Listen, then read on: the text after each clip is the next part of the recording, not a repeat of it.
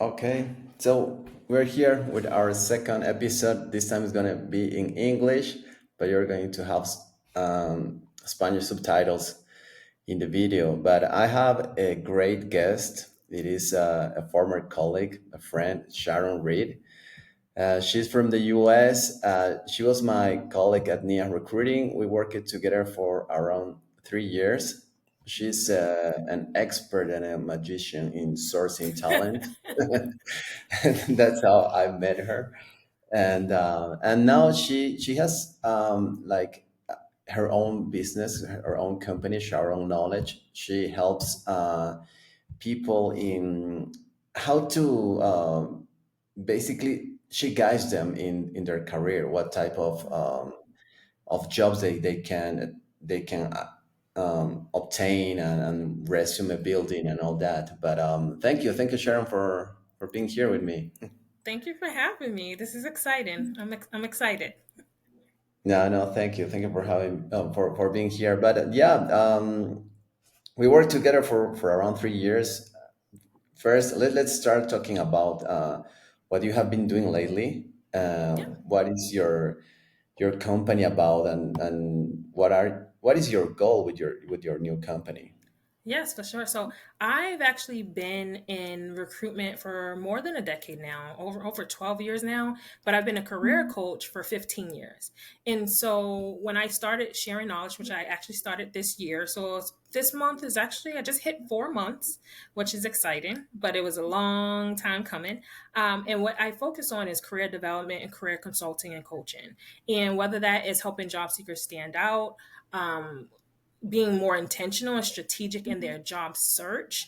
I think a lot of times before people can even think about searching for jobs, they want more career clarity and figuring out, okay, what is my next step? What is it that I actually want to do? So I've worked with students, early career talent, mid-level, C-suite, senior level people. So I've been on from the early levels all the way up until senior level and C-suite level. Well, basically COO and so forth. And so my goal is my goal is to be able to just really help people to find more fulfilling careers. What I'm currently working on right now is I actually completed two courses and I'm revamping one of them. So one of my courses, I have a course for students, so recent grads, early career, and students, where basically it's helping them with that career clarity, providing digital workbooks, and so forth. So that one was completed, and then I'm working around now on revamping my mid-level to experience level professionals, a course on that as well. So I am doing courses as well, where it's on demand and self-paced learning. Okay, great. So right now we have like an expert in talent and basically talent development, and something that is very interesting because this podcast is for Spanish speaking people that wants Mhm. to get remote work with international companies. What I have been doing for more than 10 years, and basically one thing that I always tell them is to basically have good English, because all the companies are going there is going to be all the work is going to be in English. But Mhm. and I have a lot of people that ask me, and that they are basically studying something tech related. There are software developers in Yeah. college, or and they want to start working. What advice do you have for people that wants to follow like a tech career right now? Yeah. Yeah. Well, that's very good to hear that because right so I did a lot of research lately for the going into 2025. And one of the things I'm doing is I'm wrapping up what 2024 what the job market looked like here in the US going into 2025. And one of the biggest things that they said in terms of top hiring industries and the industries that's going to be hiring the most is within tech. Obviously telemedicine and technology was at the top of the list too, but AI, artificial intelligence, and cybersecurity were the number one and two. And so thinking about those careers that whoever is going into that tech space, they're setting themselves up nicely for 2025 because it is advancing and we are moving to more of that AI driven type industry right now. And so one of the advice that I would say is that if they are going into tech, just look at would they be interested in that cybersecurity space or that artificial intelligence, data science, machine learning? Because those are those areas that are really, really going to pick up a lot more going into 2025. And a lot of one of the concerns is that people might be displaced from roles because of AI and because of a lot of these roles couldn't be done by AI. Or but the thing is, they need those engineers who can work within those industries and have that skill set. So that's definitely, I'd say, it's a good starting spot, a good starting space. So if they are going into tech, to just look into those areas, whether it's cloud computing, AI, machine learning, data science are the big ones right now. Got it. Thank you. And well, there are other like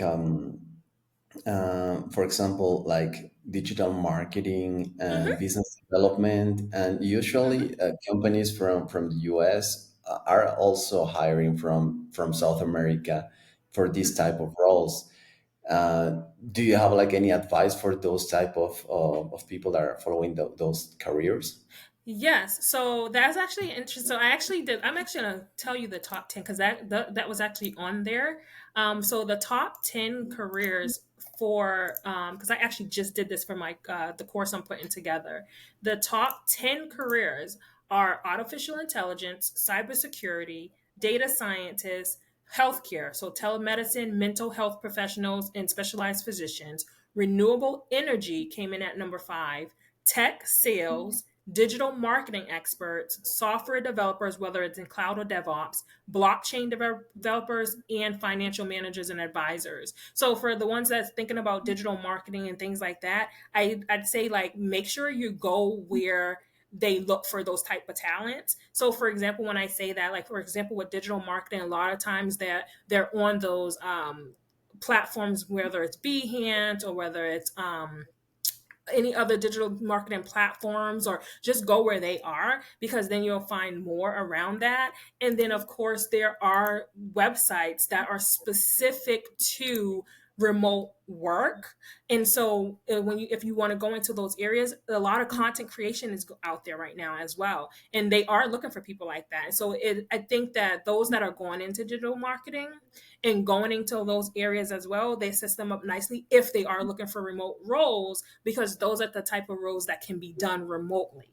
And so they will have more success being trying to find those types of positions if they're looking to work with US companies, but from a remote perspective. Got it. Got it. Thank you. You're giving me gold. This is something that I've been thinking about. But if somebody is starting college right now, Yeah. what do you suggest maybe not to get into because of AI? Something that comes up to mind is maybe because of Mid Journey and things like that, like graphic designers. There's going to be jobs for graphic designers, but Mhm. maybe less than before. So, do you have like an idea of what types of What I jobs? would say, so this is the thing I would say. I know a lot of times you'll hear people say, "Well, go here because this is the hot trend," or you should go after this career." I would honestly say is you have to go where your passion is and your interests are. Because the thing about it is you'll sometimes you'll hear, "Oh, there's no money there," but that's not necessarily true. It depends on how you utilizing it and what you're doing with it and how you're doing it. So for I give a great example. So I did a content creation week. And content creators is big right now. Online education, ed tech. There's so many people that are getting into online education, putting out courses and so forth. There was a When I was doing the content creation week, there was a woman. She actually was a dental. She was a dental assistant, and then she, went to school, did all these things, and then she became a dentist, right? And that's hands on. You got to be in the office. You have to do these things, but what she actually recently did is she created a course that provides information and educational material for people that don't understand how to take care of their teeth and like just things around dental. And she's selling that course, and she's made 6 figures doing that. And so people would probably tell her, well, you don't want to go there because now it's tech and it's all AI now and it's computer science. But that's not true because she's now making six figures and she's giving courses and training in the dental industry. So I usually tell people, like, you really have to go with what you're passionate about, and you can do things around that. Where I'm on YouTube and I follow a person who watches the news and literally gives like commentary on it. He didn't think Yeah. he was going to do that, but what they're finding is more than like 49%, over half, actually more, I think like over 50% now, people are getting news from influencers. And so when we hear people saying, well, no, go in this field, you really have to go at what you're passionate about and looking at what was it that interests me and what do I want to do, and not have people sway you thinking that, oh, tech is the only thing that you can do, because that's not necessarily true. You can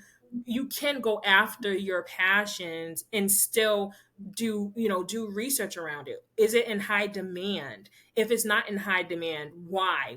Is there, do they have enough people? Is the market already saturated with the people that have that skill set already? Like, I think the more research that you do, the more clarity that you'll gain. And if you do decide to go down a career where it may not be in high demand, what are some creative ways that you can utilize the skills that you would gain in that, where you can make it in high demand? I feel like people, you carve your own path, and I feel like that's so essential and that's so important. Like, you carve your path. Don't let people sway you from doing something that you actually love doing. Got it. No, thank you. And no, because I have this question a lot. I got this question a lot. Is what do I do? Okay, so I have to explain. Okay, so I recruit for this type of companies, and Mm-hmm. then there's people that are interested in like in the recruiting industry, Mm-hmm. and you are an excellent talent sourcer. So how did you start with that, and how did you Yes. get so good?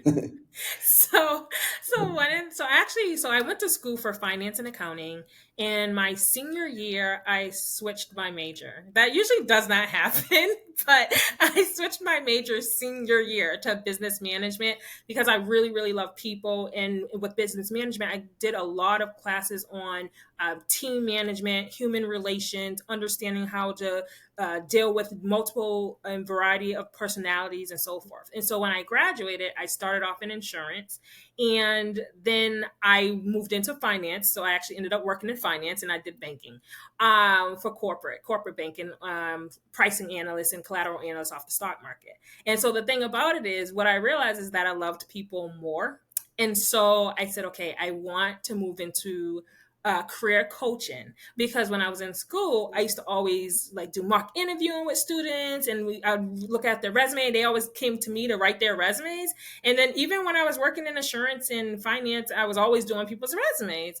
And so I thought, okay, I'll work in career services within university, but I kept getting rejected. And I said, okay, I'm going to look at the qualifications. And it was one or two.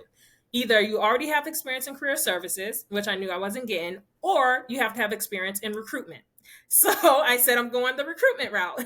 And so I actually found this one job. It was 7-step. And I remember they broke out all the different areas. They had recruiter, sourcer, and recruitment coordinator. And so I remember reading each job description for each. And I'm like, okay, I was like, wait, I like sourcer because I love research. I love strategy. I love data. Like, this is perfect. I was like, I didn't want to be a recruiter because I'm like, no, I don't want to be on the phones all the time. And I don't want to be like talking and interview and then dealing with hiring managers. I said, I like the research part of it. I like the digging deep and having to pull data and use that data to storytell. And so I went into sourcing. And over the years, how I became so good at it is because of self awareness. I didn't do something just to do it. So when I was sourcing, anytime I was slow at it, or if I wasn't getting the results that I was looking for, I always paid attention to how long am I spending doing this? Is this efficient? Is this effective? And that's what I always said to myself throughout my career. Is this efficient? Is this effective, what I'm doing?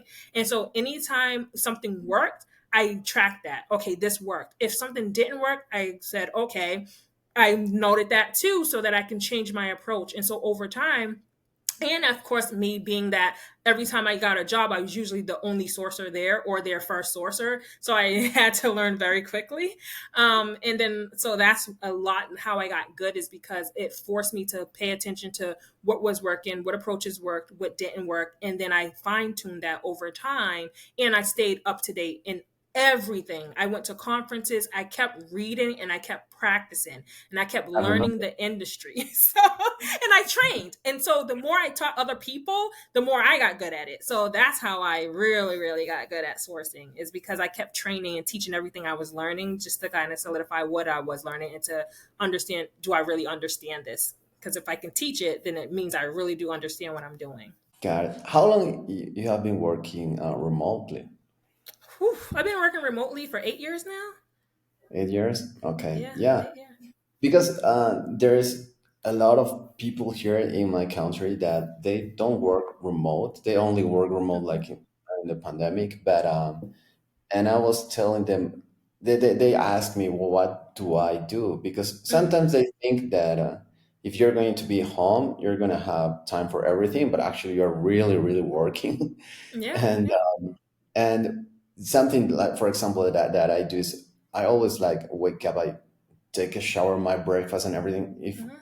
and I go to the other room where where is my computer.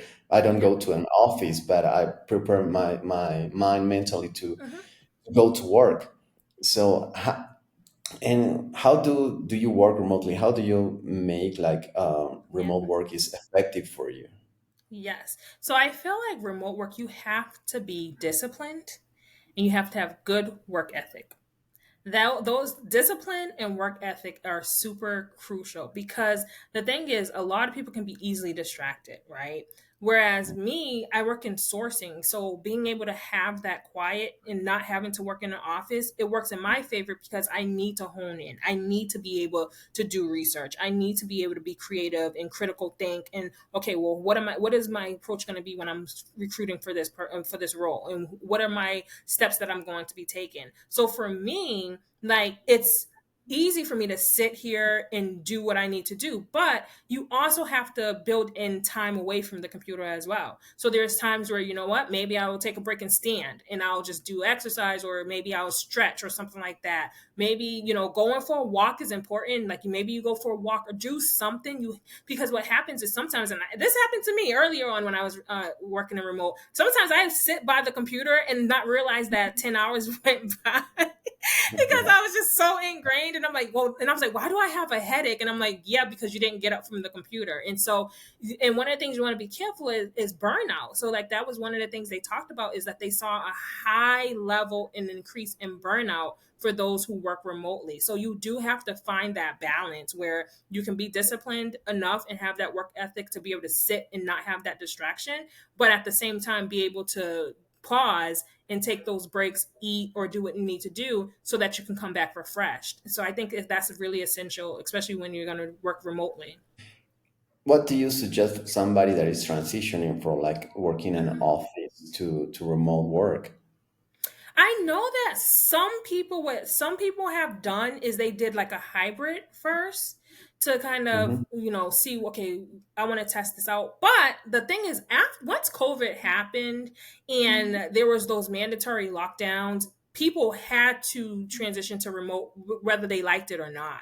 And I think that has shown people that they could do it, whereas others felt like, okay, this is not for me. Maybe they want to do a hybrid. But in like the day and age now, I'd say like some people, what they've done is maybe do like a hybrid model first, and maybe do like 2 hours, I mean, excuse me, 2 days a week or 3 days a week in office, and then do remotely, just to kind of get a feel for it, see how they like it. Whereas other people, they say, I just want to just do it, just go fully remote. So I feel like it really is dependent upon the person.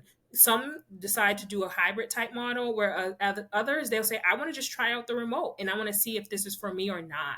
So I think it really depends on, why do you want to work remotely? What are the goals for that? Like, what are you trying to attain from being able to work remotely? And I think once you understand those things, I think that'll help you to make that transition. Got it. Thank you. And Hmm. what do you think is like very important or Hmm. crucial for like a remote team? Like we used to have like people from all Hmm. over the planet Oh yeah, we to did. be, yeah, to be really really effective, even because we were in different time zones. And I think one of the things that I liked that Tatiana did when we worked at Near Recruiting, I honestly, the culture that we had there was phenomenal. I like yeah, we were literally all remote, and we all loved each other. Like yeah, yeah, our teams, we loved each other. But the thing is, like we had good camaraderie because, like, okay, I remember we all had to be on the same time zone at some point. We didn't like our whole workday didn't have to be the same time zone, but as there was some like kind of overlap somewhere somehow where we could all be together at and when we were working together, right? And so I think that it's important, of course, if you're having these teams and everyone's remote, is being able to have that communication. I remember we used Slack, and so we could communicate. We would make jokes. We would laugh with each other. We would like, it felt like it was like we were a virtual office, to be honest. And so yeah, I yeah. think that that's important. Where I remember when I used to do meetings with the sourcers, I actually did something where everyone on the team had to say maybe 3 to 5 nice things about their teammates, whether it's the way that they work, something that they've done nice for someone else. And then during our team meeting, I kind of read down the list. And so this one, each person had maybe like 15, 25 different things that their teammates were saying about them. And they felt really good. And we were laughing. And it's just like, yeah, and there were some things where people were like, oh, I didn't even know that about myself. Really? You think that I'm really good at like matching? You think I'm good at like looking at a profile and being able to say they can go here, here, and here? And we're like, yeah, you do good at that. So I think that being able to bring a team together and have kind of like those icebreakers and have that time where you can joke and communicate. I think communication is a big thing to make that work, if you're working with virtual teams. No, I didn't know that because I wasn't in the sourcing team, but I didn't know that Yeah. you had that. Yeah, Oh, that was that's fun.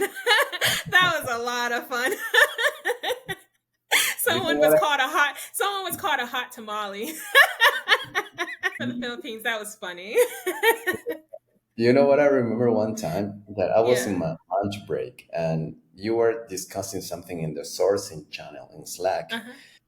and I did something like this, or I laid down, Uh-huh. and I was with my Apple Watch, and my Apple Watch directly replied Uh-huh. "Hola" to the sourcing team, and you were discussing something, and I was like "Hello," and everybody Oh. was starting waving me, and Uh-huh. you wrote to me, and Adam, are you okay? I was like, why? Because everybody's saying hi to you, and you just say "Hola." And I was like, oh my God, it was my Apple Watch. But I do remember that and I started laughing. But That's funny. yeah, Oh my gosh, we that's were funny. discussing Yeah. a role or something, and I was like in the middle of everybody. Hola! Yes. But yeah, And that and was too like different countries. So that was so we were global, right? A global team. One of the yeah, things I thought was really fun too is just like learning other people's cultures. And so I would have the Philippines, they were teaching me words. People from India were teaching me words, and I'm like, oh, and I'm like, I know a little bit of Spanish. I thought I was like, yeah, I've seen no, some yeah, Spanish stuff, but yeah, it's no, just that's good camaraderie. Yeah. yeah, it was amazing, and yeah, that's something about the cultures because something, for example, that I didn't know that it was part of like Indian culture. If I ask something for to somebody and they were just do it right away, Yeah. it didn't matter what time it was at the day. Yeah. Hmm. Basically, if you do that with any other people from any other world in the world, it's gonna okay. I'm gonna take care of that tomorrow, Hmm. but then you were doing it right away. But and I Yeah. didn't know, but Tatiana told us, and I was like, oh Yeah. wow, okay, so I'm gonna talk to them in their time zone if I Yeah. want to do something. Yeah. Yeah. Yeah. But yeah, you really have to, and because yeah, this podcast is for people that are going to work remote, and basically they are going to work with Hmm. distributed teams. How important is to understand the culture and even time zones and all that. If you can share something about Yes, that. I think that's very, very important. One of the things I did is when I started there, and I knew that there was a team in India, and I knew there was, we didn't really have Philippine yet. So I think there was only just like one person, one or two people when I had started. But as we grew, one of the things I did is like, so for example, the director over there for India, I asked him about kind of like the ways of working, like how do they work? What are the ways of working? And how do they like to communicate? And one of the things they talked about is that, when you tell us something, we understand it. You don't have to just keep repeating and repeating, because sometimes there's that language barrier. And I think sometimes because of that language barrier, people may think, oh, they didn't get what I was saying, whereas they probably did. Like, very technical, and they talked about that. Like, okay, we're very, very technical, so it's hard to pick up on that emotional intelligence, or it's hard to pick up on certain cues. If we're doing diversity recruitment, that's hard for us because in our country we don't have diversity like that. We're not like the United States of America. So basically, being able to understand those things, it was like, okay, it helped me work better with them. And the same thing, like you mentioned, if you ask them to do something, they will do it regardless what time. They could be with their family eating. If they see something, they will run and go and do it. You know what I mean? So because they Yeah. feel like, oh, no, no, this is higher authority, I got to do it. So by setting up those expectations, like, no, if you see a late night message, or if you see a message come through, don't just know you do not have to reply to that or answer that. Wait until your time zone, and then you can do that during your time zone. It's just, I don't want to forget. I just want to put it on the Slack message so I don't forget for the next day. And so, and then same with Philippines. I asked them kind of like, how do you work? What are the ways of working? And what are the best ways to communicate? And I think that's really important, because once you understand how people think, once you understand people's behaviors, once you understand the best way to communicate with someone, then you're going to be more effective, and you build that trust, and you have a better relationship with that person and with that team when you're working with them. So that's essential to keep in mind when you do work with global teams. Got it. Something that I have to thank you about is I remember you gave us like some, I don't know, if it's courses or classes about diverse recruiting. I'm Mm-hmm. still using it. Everything that Oh, wow, nice. I and but yeah, if you can tell me a little bit about diverse recruiting and how Mhm. companies right now are looking basically for having like a diverse team. Yeah, like, so I feel like recently it's been a kind of more like a 50-50. I feel like there's companies that's trying to move away from diversity, equity, and inclusion, and they're trying to strip it away. But there's other companies that still want to focus on diversity, equity, and inclusion, and they want to bring diverse talent onto their teams. And I think that it's important to understand, okay, well, what does diversity mean for each organization? Because diversity is so big, it's so broad, and a lot of times when people think of diversity, they automatically turn to ethnicity, but that's not what all diversity is. It's, you have diversity, you have thought process, upbringing, backgrounds, like you have gender. It's just so many different things. And so as a team, as a organization, is okay, well, what does that mean for our organization? And I think that once they understand what that means for their organization, then that changes their approach and the type of talent that they're looking to bring onto their team. So for example, when I worked in pharmaceutical, a lot of their manufacturing technicians were male. And so that for them, they said, we need more gender diversity. And so one of the biggest approaches or strategies for them was bringing on more of that gender diversity. And it wasn't so much, yes, of course, ethnicity was a big part for them, because where they were located, more than 95% were Caucasian. So you can only imagine, if you're in a town that's remote, that's not close to the closest major city is 2.5 hours away.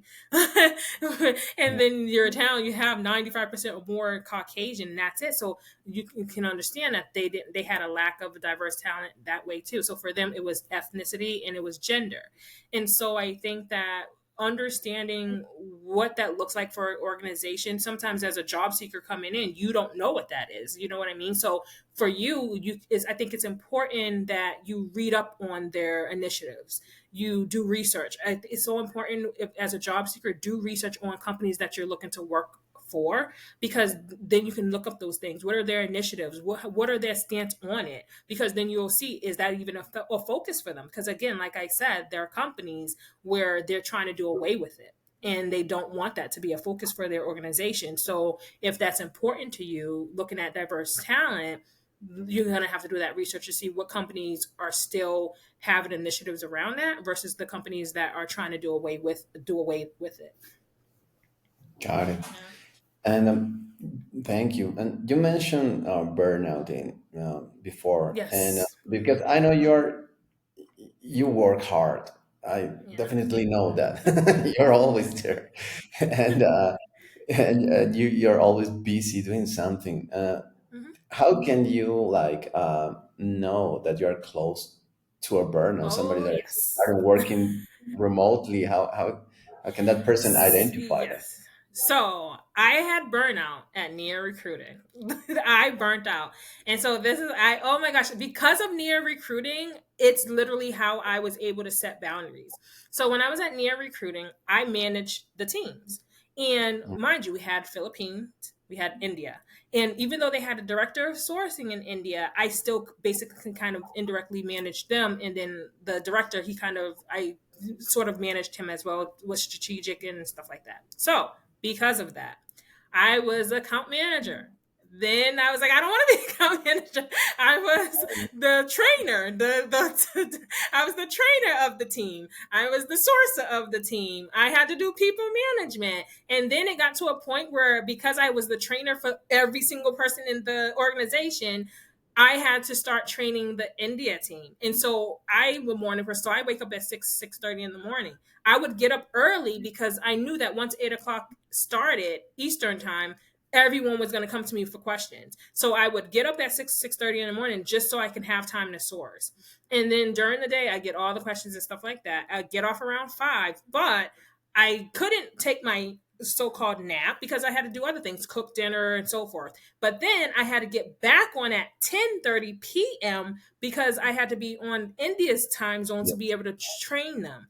And so I would go to bed at 2 o'clock in the morning. So you can imagine getting up at 6:30 a.m. and doing all this, a full day of work, taking that break to go cook dinner and do all those things just to jump and then prepare for my training with the India team at night, and then getting back on at 10:30 at night, train them for an hour and a half, 2 hours, and then go to bed at 2 a.m. just to do it all over again. And I did that for almost 2 months. So, and it was a lot because I literally, like when I was the account manager, I had to do my own sourcing. I remember I used to put the questions together for you guys for phone screens so you can like get better results with the candidates and then get the hires. So I was getting hires too.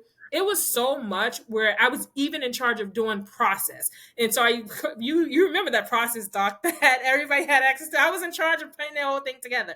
Yeah. I burnt out. Like I literally was just like sitting at the desk crying. Like, this is so much. This is too much. I can't do this anymore. I literally burnt out.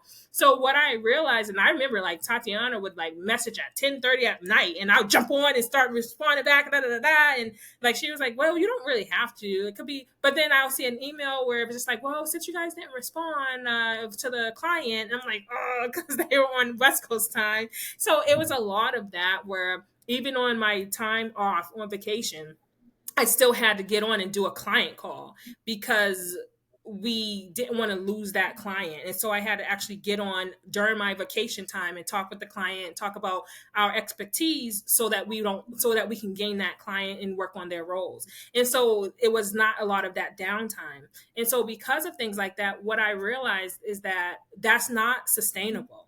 And so I told myself from this day forward, because I burnt out. I said to myself, this day forward, I am no longer ever going to put myself in that position again. And so when I was there, I actually started, so like a more closer to like my last couple months there, I started setting boundaries. So I let my manager know, and I'd say, After 6 p.m., I'm not answering any Slack messages. I'm not answering any emails. I'm shutting down my laptop, and that is it. I moved, instead of training the India team at nighttime, we were able to move it to 7:30 in the morning versus doing 10:30 at night. So that way it's still within my work day. So we moved it to the morning instead. And then I did, instead of doing every week, I did it every 2 weeks, and then it went to monthly. And then when I left there, anytime I started a job, if someone asked me, hey, can you do X, Y, and Z, I would ask them, how soon do you need this? So then that way I'm saying, okay, you don't need this until Friday, it's Monday. So I know I have a few days before I need to get this over to you, where I'm not dropping everything immediately and then starting to work on that. And I really stuck to those boundaries. I think in order not to burn out, you have to find balance, and you have to set boundaries and stick to those boundaries and not let people step over those boundaries, no matter who it is, especially when you're on vacation and there's things where it can wait. So that's what I learned. I was like, it can wait. And so I've been happier now. So yeah, like Yeah. now my days are beautiful. I love my days. I like my days now. I come on in the morning, I take a break, I take a nap, I do other things, I come back, like, and like I'm usually done. Like sometimes I'm on late, it depends. Like sometimes I'll get on maybe 4 hours in a day, take a long break, and maybe do like 2 hours at night or something. But oh yeah, no, I don't do anything more than like 40 hours. I'm done with that. I'm done with that life. No, got it. No, I remember. I remember that. Yeah. I remember asking you for something. It was something about when can we schedule something. I entered your calendar, and everything was big. Was yeah, like your calendar is bleeding because there was no spots there, and but but I kind of like figure it because I remember because I transitioned to account manager, and I know that Uh-huh. you were doing a lot, and I'd never asked you, but I was like, Yeah. she's handling so many things. I wonder how that part is working. I didn't really exactly Yeah, know, because but I started. Yeah, I used to start at 6 in the morning. I used to start at 6 in the morning, and usually every Friday I worked until midnight, until 12:30. So I used to because I had to put everyone's schedules together. So every Friday I started around 6:30 in the morning, and then I would finish around 12:30 midnight. Yes, so that's what I oh, did. I started early so I can be able to get everything done. So yeah, it's usually about six a.m. and then finish around like 7 p.m. But every Friday I finished around 12:30 midnight. yeah. Well, this is kind of like a for people that ask me for remote Hmm. work and they think that they're going to just work a few hours. It can Hmm. really get busy. like, Yeah. um, Yeah, you have to set a strategy, I think. Like for me, I because I was burnt out in near recruiting, I started saying, okay, this is the type of schedule I want. I want a schedule where I'm working, I'm able to still make great money, but I don't have to work 60 hours or 50 hours. I can, or even 40 hours. I want to be able to work 4 hours a day and be able to do my job and still make great money and still help people. And so that's what I started aiming towards. And I said, okay, what do I need to do to be able to do that?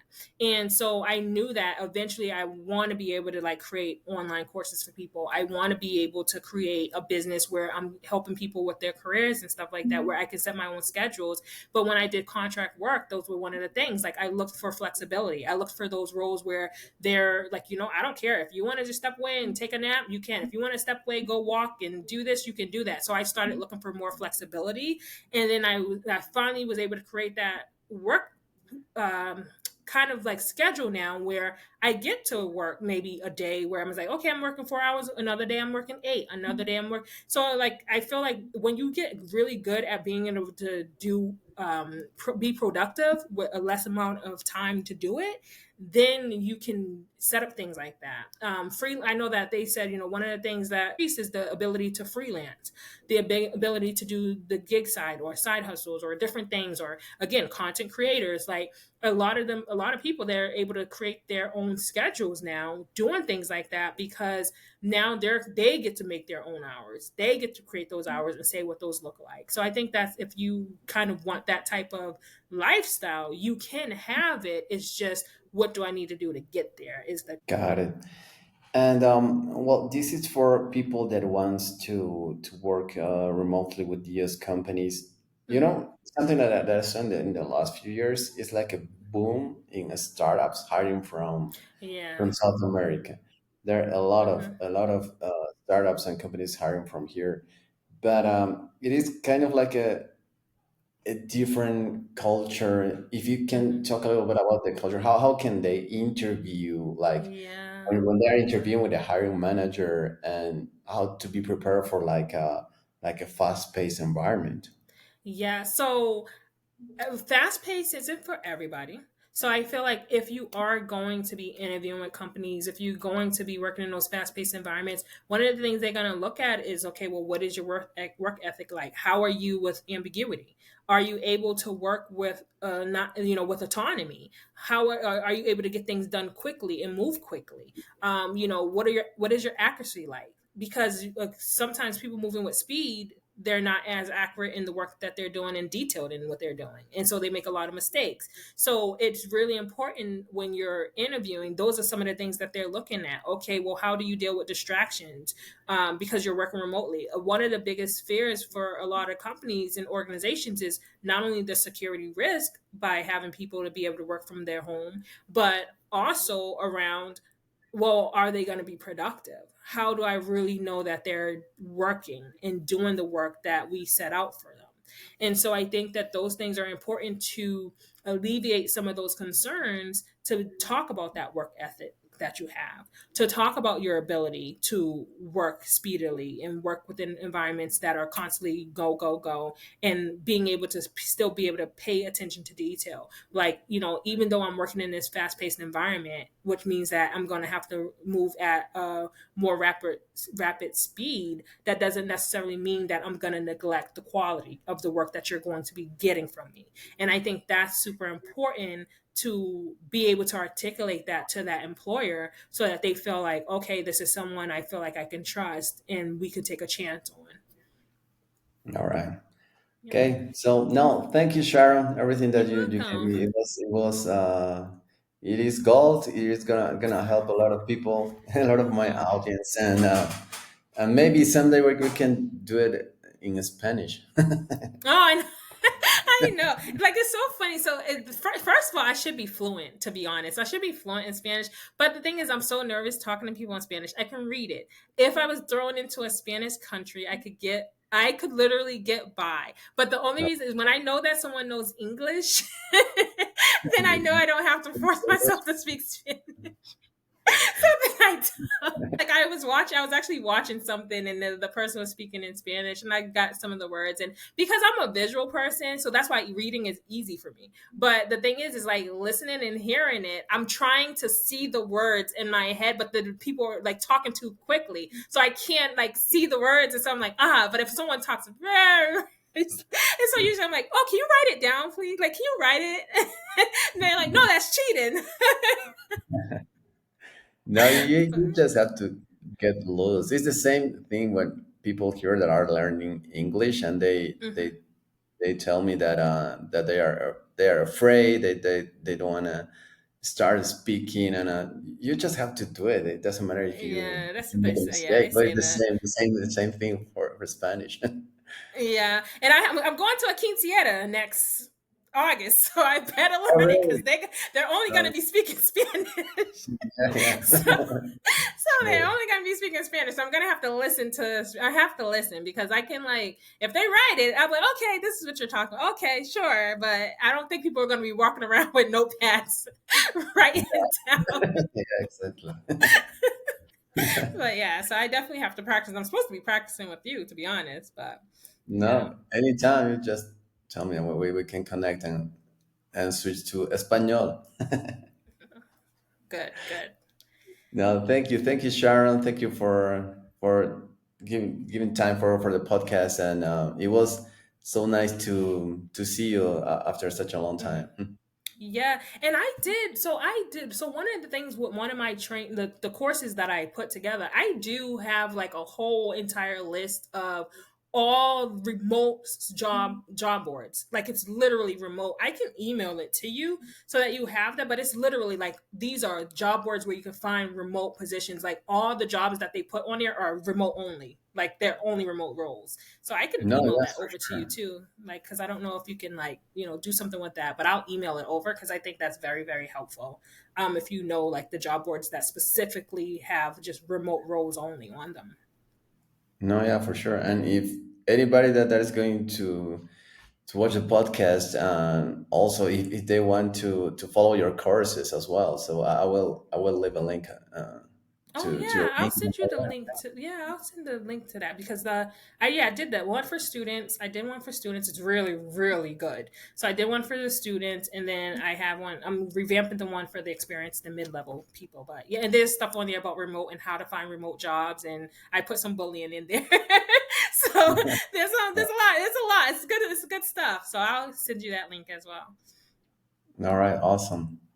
Okay, Yeah, no, thank thank you, you. Sharon. Thank you. Have a great one.